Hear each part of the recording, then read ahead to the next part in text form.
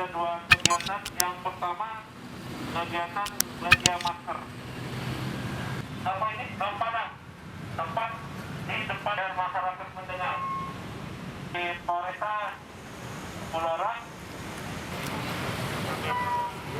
Syederalun puluhan pengguna jalan yang tak mengenakan masker terjaring penertiban tim gabungan di Banda Aceh. Penertiban berlangsung di Bundaran Simpang 5 dan kawasan Blang Padang. Warga yang tak bermasker ini kemudian diminta menandatangani surat pernyataan dan tidak mengulangi lagi tindakannya. Petugas ikut mendokumentasikan foto KTP beserta warga yang melanggar. Penertiban Kita ajak masyarakat supaya disiplin menggunakan masker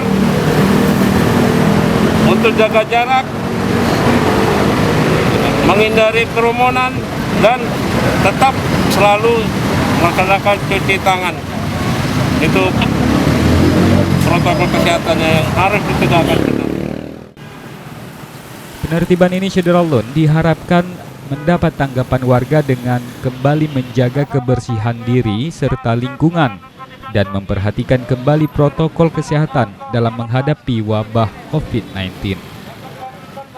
Terlebih saat ini Syederalun jumlah positif COVID-19 di Aceh mengalami kenaikan cukup tajam. Dari Banda Aceh, Henry, Serambi On TV.